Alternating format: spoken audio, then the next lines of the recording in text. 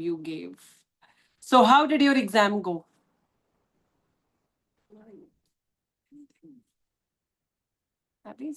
Yes. So how was your exam? This looked like an moderate exam, but I would say it was a little more difficult than moderate. The questions were more or less expected. All these questions we have discussed in the masterclass for INIs. We've discussed in the quick rapid revision. We've even had questions similar to this in the RDX session. So more or less, these were questions that were expected from an INI exam. So for all of you there, how did the exam go?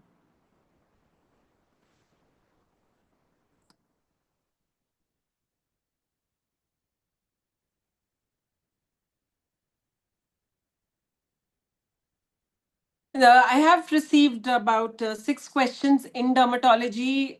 So that is what is generally the case with the INI. They ask 5 to 6 questions. A lot of these questions are integrated with microbiology. They are integrated with pathology, with pediatrics, and same was the case, the case this time. I feel as I always tell you, infections are the most important part of INI. Here also, most of these questions that have been asked are infections. So infections is the go-to topic for the exams, for the INI, for the NEET PG. It is the most important part about dermatology.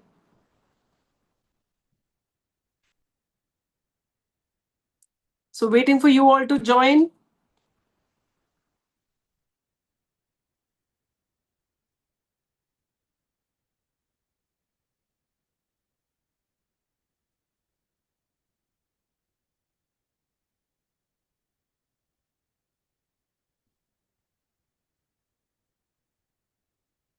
So yes, should we begin with the questions? I will tell you at the beginning, these are questions which are based strictly upon recall. It was a little difficult to gather the questions, not just in Derma, in all the exams, because nobody is really remembering the exact language of the question. They are not exactly remembering the options.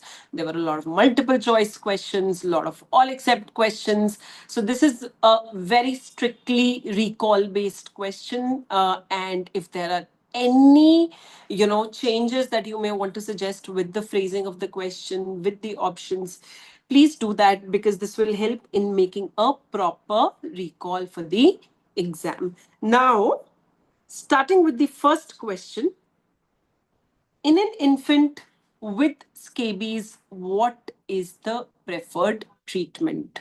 So this is, relatively standard topic for the exam. Scabies, it was a question which was there in the exams in 2024 as well. In the FMG exam, there was a question. In the NEET PG 2024, there was a question on scabies. So this is a very important, small topic that they ask. In an infant with scabies, what is the preferred treatment? So in infantile scabies, what would you give?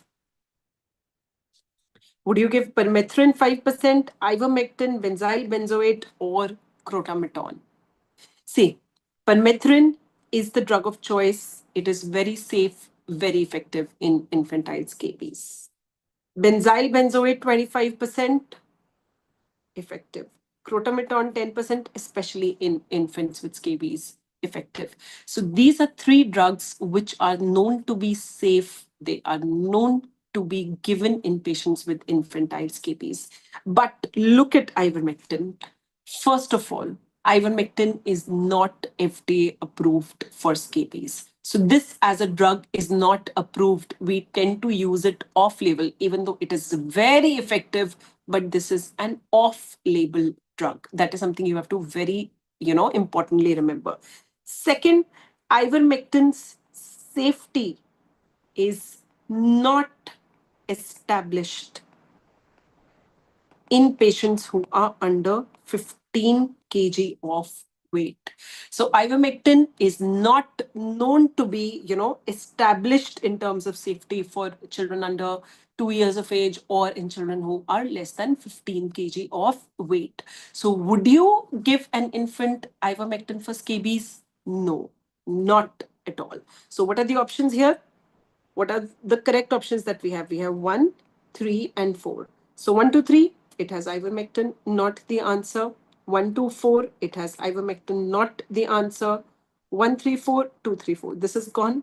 So the correct answer is option C. That is 1, 3, and 4. So we can give permethrin, we can give benzyl benzoate, we can give crotameton. These three drugs can be used. One more important point I would like you to remember about infantile scabies is the vesiculopustular lesions. Please remember, next time they may give a clinical description that an infant presents with multiple vesiculopustular lesions on the palms and soles, itchy lesions on the body, family history positive. What is the preferred treatment? This time they've given the diagnosis, next time they can describe. So you should know the description as well. So the correct answer here is 1, 3, and 4. Now, coming to the second question.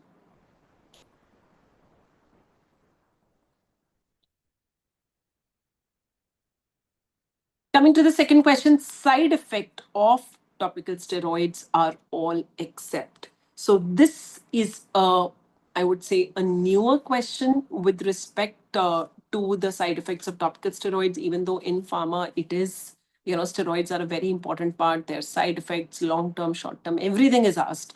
But with respect to topical steroids, what are the side effects except? So hypertrichosis, atrophy, acneiform eruption, blue-green pigmentation. What do you think is not the side effect of topical steroids? Do they cause hypertrichosis? Definitely yes. That's a very, very known side effect of topical steroids. Atrophy, yes.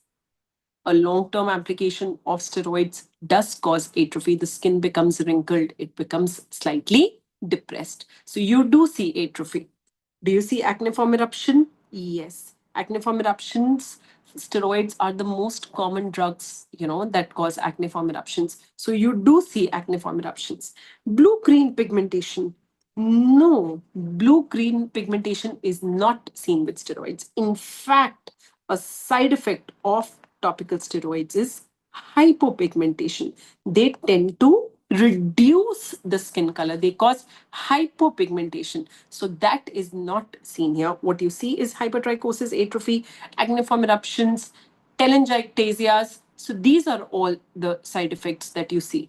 But you don't see this. So what is the correct answer? The correct answer is option D, because this is not a side effect. Now, coming to question number 3. A very favorite of the INI, sexually transmitted infections. Oh, this is the favorite of the exam. And as a question, this has been asked multiple times in the INI over the last 5 years. It was asked in NEET PG 2021, 2022, 2024.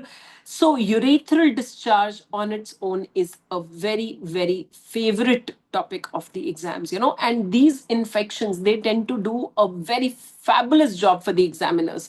You get a question which is integrated microbiology, dermatology, pharmacology, pathology many a times. So as a question, this is an integrated question. They love to ask these kind of questions, and you have multiple subjects covered with one. So coming to this one, a male patient with history of MSM, that's a high-risk patient, presents with urethral discharge. There is penicillin resistance on testing. Which drug should be given? So they have not really mentioned what is the etiology here, but when you talk about urethral discharge is either gonococcal or it is non-gonococcal. In gonococcal, the cause Neisseria gonorrhoeae. What is generally the drug of choice?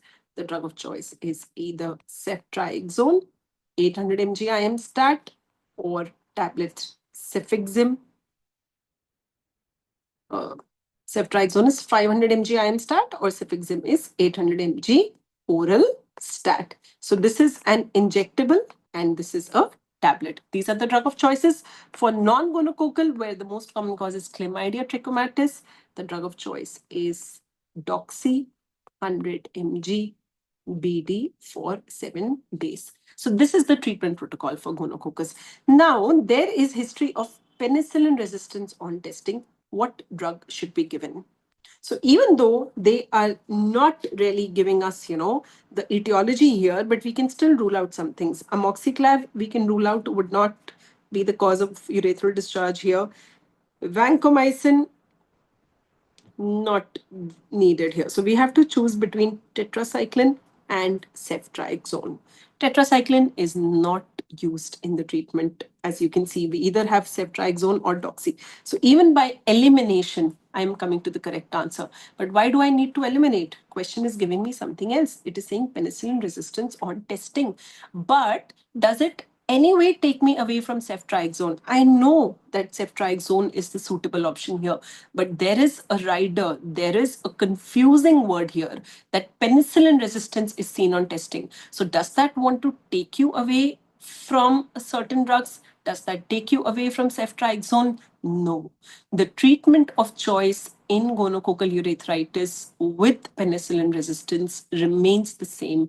That is ceftriaxone. So even though they have tried to give you a, distraction, they have tried to trick you, but this is not the place to be tricked. You have to know that overall the treatment of choice for gonococcal is ceftriaxone, and it remains the same in case of penicillin resistance. When it is a multi-drug resistant bacteria, then your treatment changes. But in case of penicillin resistance, you would still go ahead with ceftriaxone. So the correct answer here remains option C, that is ceftriaxone. Now, question number 4. If you have any doubts in the options in the questions, please, write it down for us so that we have, we can correct the questions that we have and make a proper recall out of it. Because a lot of, I would say there were a lot of small differences in the recalls that we received from different students. It had to come to convergence from all of them. Everyone had to agree to one recall. So it was a little difficult finding out the exact phrasing of the questions. So whatever you remember, please share that. That would be amazing. Now, coming to question number 4, this is also one of those questions where there was so much confusion over what image was given, what were the options, how was it phrased. So this is the question that I could compile.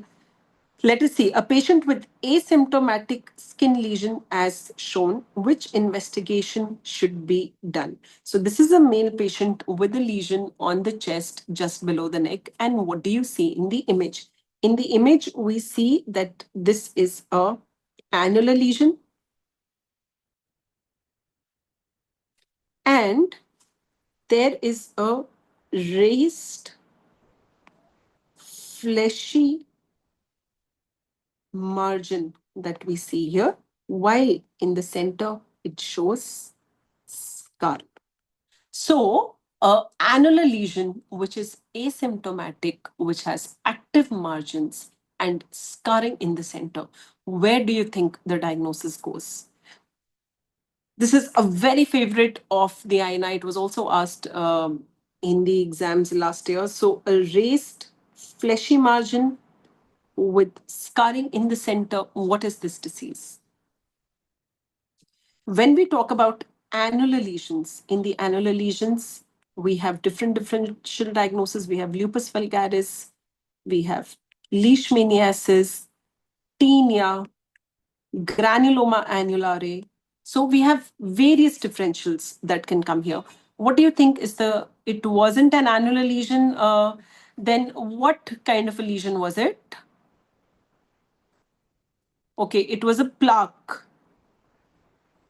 Well, what was the image showing? So this, instead of patient, it was written a young male. So a young male presented with an asymptomatic plaque. If it wasn't annular, was there any other feature that was suggestive of the diagnosis that we are talking here? What do you think is the diagnosis? Actually, this is one of those questions. You may have heard that from a lot of faculties today, that if this is the image that was given, then this is the answer. If this is the X-ray that was given, this is the answer. If this is the finding, this is the answer. So everyone is a little confused about the questions today. So this is what I could gather, that it looked like this, that there was a lesion below the neck. It had raised fleshy appearance, maybe not really annular, but did it have any scarring in the center? Because overall, the tone of the question and the kind of image that I have received as an input, it suggests a diagnosis of lupus vulgaris. They want you to think of this as cutaneous TB, which is lupus vulgaris. And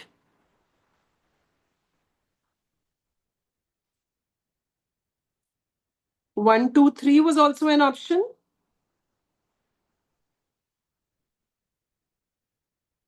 So 1, 2, 3 was an option. Did it look like a case of lupus vulgaris? Because there is nothing else that they would ask a question, like this for, that it is a raised fleshy margin. What would you diagnose? So the diagnosis that we have here is lupus vulgaris. And when you have lupus vulgaris, what is the investigation that you do? Would you do HIV testing, KOH mount, biopsy, or chest X-ray? You definitely will not do KOH mount. Why? Because we are not suspecting tinea. The question very clearly tells you it is asymptomatic. It is not itchy. So when it tells you it is asymptomatic, it is not itchy. Your tinea are ruled out. KOH is ruled out. So this is out. So any option which has 2 in it.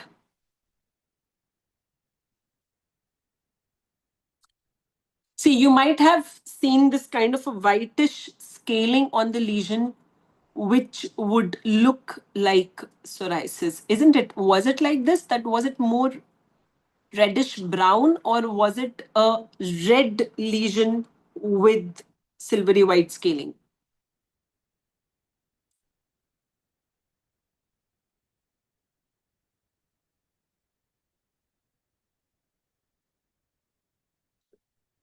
See, there's the confusion. That's the case, but psoriasis, they would not tell you that the patient has a single lesion. With psoriasis, lesions are multiple, they are bilaterally symmetrical, more on the extensors. So it is unlikely that they would give you an image of a single lesion of psoriasis and ask you how you would proceed. So that is a little unlikely here. With psoriasis, it is always mentioned as multiple lesions because that is generally how a patient of psoriasis presents. These are multiple, they are bilateral. Okay, so this one is unlikely to be psoriasis. It could have shown scaling. That scaling, a little bit of crusting is there in cutaneous tuberculosis as well. So this is most likely a case of lupus vulgaris that they gave. It was red with scaling. It was SCC due to immunodeficiency. SCC, if they have to give you, that would be an exophytic ulcerative lesion. SCC would not one present in a young male.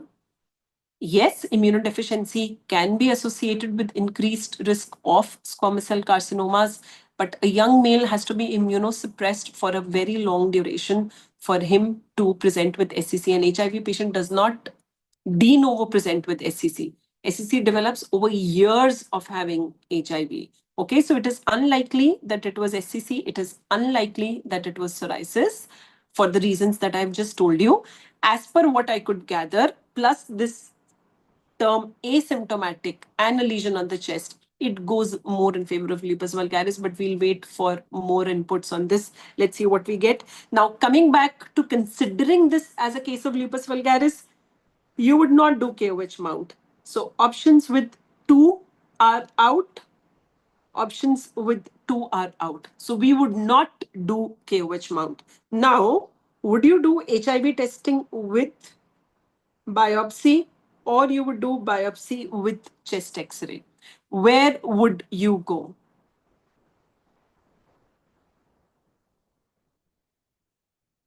See, this is a little confusing because if even if 1 to 3 was there, this is out. So we have to either choose that in this patient, we would do a biopsy with HIV testing, or we would do a biopsy with chest X-ray. Where do you think you go here? Yes, less scaling again goes in favor of lupus vulgaris. So where do you think you go? You would do a biopsy with HIV, or you would do a biopsy with chest X-ray?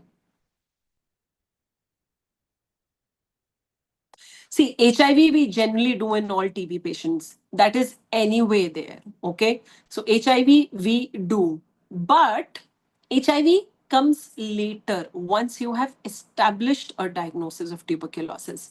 I would not do HIV in any patient who is presenting to me with a probable cutaneous tuberculosis. I will first establish a diagnosis of cutaneous tuberculosis, and then as further investigations in a patient with tuberculosis, I will do HIV. But the first thing that you have to do is establish a diagnosis. So, with that, what are the investigations that you are going to do? Biopsy is going to be 100% there. That is why it is there in both the options that we have.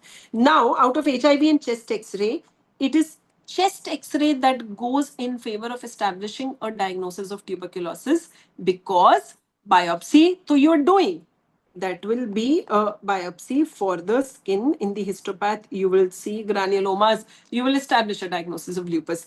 And since lupus is an endogenous tuberculosis, there can be an internal source of infection. You would like to do chest X-ray to look for an internal source of tuberculosis, probably a pulmonary cox. So the first thing that you would do is biopsy.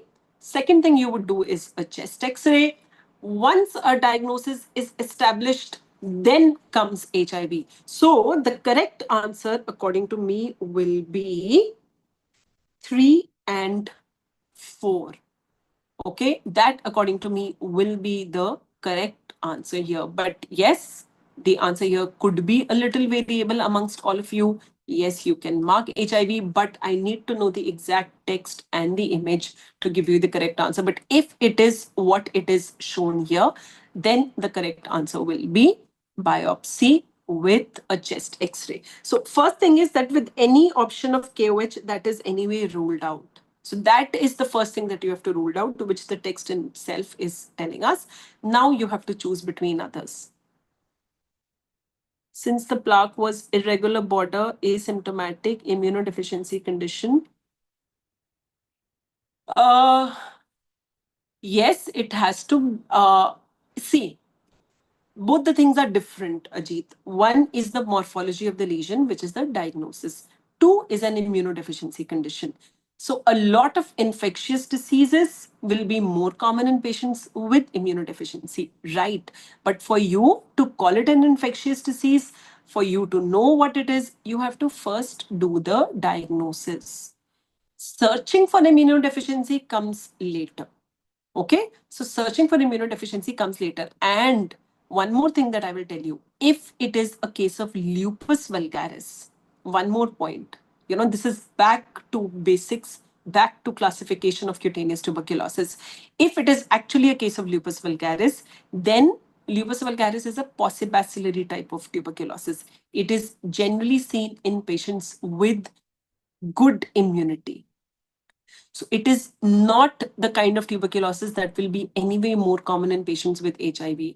Are you understanding what I'm saying? When we talk about classification of cutaneous tuberculosis, we have possibacillary and multibacillary. Possibacillary, we have tuberculosis vericosa cutis and lupus vulgaris. Here, generally, AFB is negative in the skin, seen in patients with good immunity. These are solitary lesions. In the multibacillary, we have scrophaloderma, miliary tuberculosis, and periorificial tuberculosis. So these are all multiple lesions, AFBs positive. The risk of having these kind of cutaneous tuberculosis is more in patients with HIV, more in patients with immunodeficiency. If this was an image of lupus vulgaris, I would not say that it is more common in immunodeficiency disorders. Do you understand what I'm saying here? This is a kind of tuberculosis you see in good immunity. So the correct answer here, according to me, would be biopsy and chest x-ray, because chest x-ray would also help us look for an internal focus of infection. Now, coming to question number 5. A patient with painful ulcer in the mouth with past history of recurrent vesicular lesions in the genitalia, bedside test findings shown below, what would be the most appropriate drug for management? So this is a patient who has oral lesions, plus there is a past history of vesicles in the genitalia. This lesion is painful. So when this lesion is painful and there is a past history of vesicles in the genitalia, where do you go? For once, even if I ignore this oral question, oral lesion, and I just get a past history of vesicles that are recurrent, where does that take you? Recurrent vesicular lesions in the genitalia takes you towards herpes genitalis. So the lesion in the genital area is herpes. Now, some patients can also have oral lesions of herpes. So that can happen. Now, is the image here giving us a help here? So look at the image. What is the image showing you? The image is showing us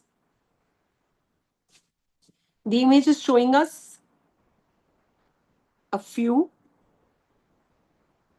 multinucleate giant cells. So the image is showing us a few multinucleate giant cells, but what else is the finding here? You see these round cells with a large nucleus? You see these round cells with a large nucleus? That's how they are. Round cells with large nucleus. What are these? These are acantholytic cells. So these are acantholytic cells with MNGs. Again, this is a typical Zank finding of herpes. This is such a favorite of the INI exam. It has been asked in INI 2021. Then herpes was also asked last year in May 2024. And it has been asked this year in May 2025. Last year, the question was that there is a mother who had vesicular lesions in the genitalia. Child is born with fever, vomiting, neck stiffness. Bedside findings shows acantholytic cells. What is the diagnosis? So that was neonatal herpes. They're very fond of asking infections and they integrate. So this is also a question that is integrating multiple subjects here.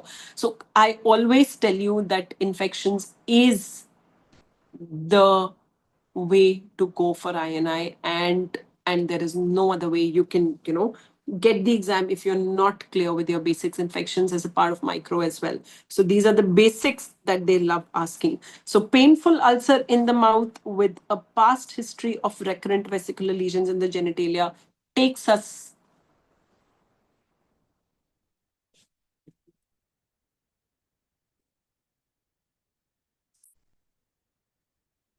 So just a second, a little bit of a technical issue here.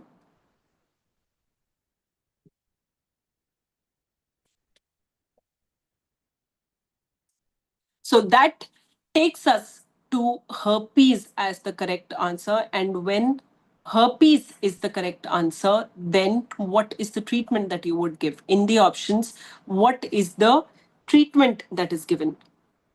What would you give for herpes? What would you give for herpes? Tell me.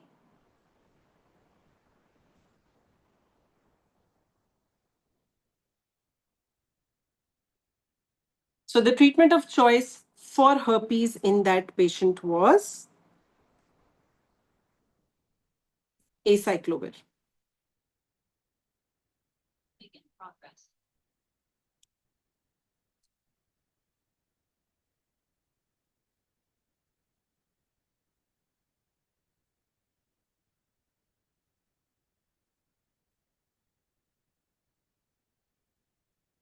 So what do you think is the correct answer here?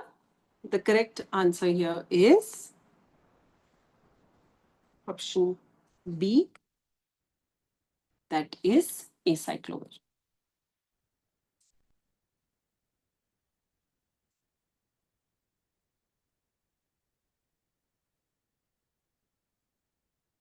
So the correct answer here is acyclovir. Now coming to the last question. No, you wouldn't give antibiotics. Why would you give antibiotics? This is not a bacterial infection. The painful ulcer here is not a bacterial infection. Penicillin is out. Why are we even considering ceftriaxone? Ceftriaxone is anyway not used in the treatment of any STD, which is an ulcerative STD. So this is out. Azithromycin, yes, can be used in chancroid. The painful ulcer component here might take you towards chancroid, but also look at the vesicular lesions in the genitalia mentioned in the text. Also look at the bedside findings, which are showing you acantholytic cells and MNGs. So that rules out chancroid. The correct answer here is option B, that is acyclovir. Now, coming to question number 6, which is also the last question in derma. A male patient presents with lesions as shown. There is history of a genital lesion 3 weeks back. What investigation will be done to confirm the diagnosis? So the question here has lesions on the palms as shown in the image. There is a genital lesion 3 weeks back. What do you think is the image giving us? The image is that of a palm, giving us multiple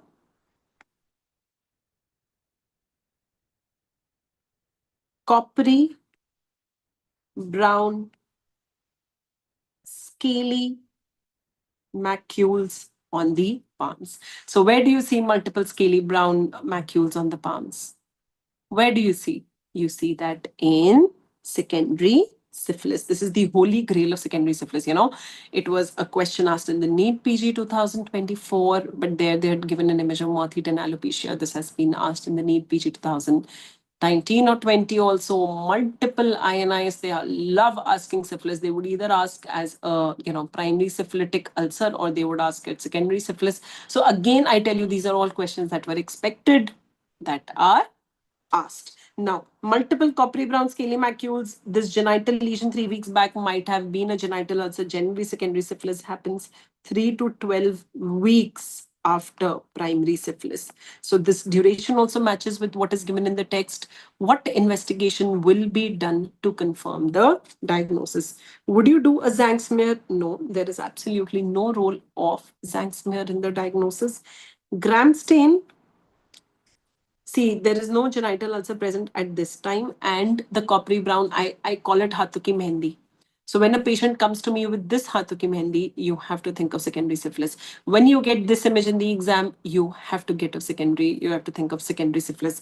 There is no relevance of gram stain here. KOH, if you are suspecting tinea nigra, that is a kind of a fungal infection which presents as hyperpigmented macule on the palms. Could be macules also. So one differential for this is tinea nigra, but you also see that there is history of a genital lesion 3 weeks back that takes you towards secondary syphilis. So this is also ruled out. What helps in diagnosis is obviously the serology, which is the correct answer here. That is serology. So these are all very, very basics. Any other questions that you may have had from dermatology? Any other questions that you can remember? Or any doubts with the questions? So let us just look at all the questions once more. So first question was treatment of infantile scabies. I hope you have understood this, that ivermectin is not used. Second was side effect of topical steroids. Remember, side effect of topical steroids includes hypopigmentation. It does not cause hyperpigmentation. It definitely does not cause any colored pigmentation, blue, green, blue, gray, the gray pigmentation, the multiple options that I received. However, none of these is going to be correct because it causes hypopigmentation. Then the third question, probably a gonococcal urethral discharge with penicillin resistance. You would not think of penicillin resistance as a distractor here. The treatment of choice will still remain ceftriaxone. Then this is a little dicey question, but as per what my understanding of the question is, the approach would be biopsy and chest X-ray in a patient with lupus vulgaris. A patient with painful ulcer in the mouth, past history of recurrent vesicles, goes in favor of herpes. Then the acantholytic cells in the meninges goes in favor of herpes. Treatment of choice, acyclovir. Here, yes, you are right. You can think of keratoderma blennorhizicum as a DD here, but where is keratoderma blennorhizicum seen? Where is keratoderma blennorhizicum seen? Where is it seen? See,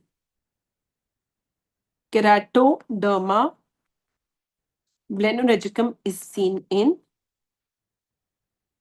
reactive arthritis.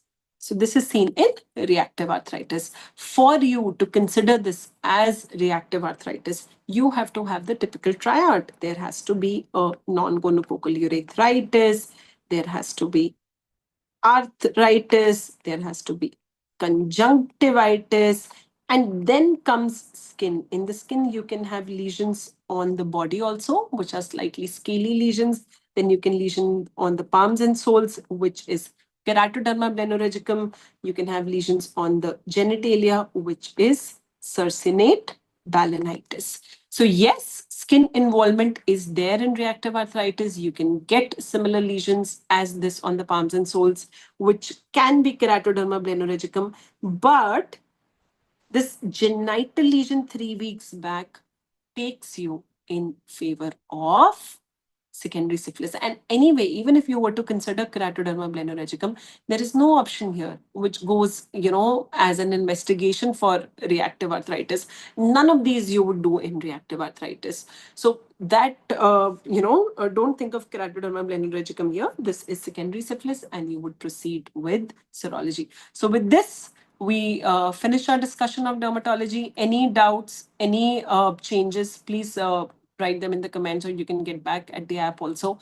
All the best. One question on ENL and thalidomide. Okay, I was expecting a question on leprosy, but I didn't receive. Leprosy is like, it has to be there in the INI exam. They love asking leprosy. So then, thank you for adding. There was one question on ENL and thalidomide. If you remember, please let me know the question, what it was. So you can mention it in the comments. So that makes it 7 questions from Derma, including one on ENL and thalidomide. I hope your exam went well. I hope you answered all these correct. This was a tricky paper. So for all of you out there, this was an unpredictable, tricky paper. Unpredictable because it is very tricky, very close cutoff.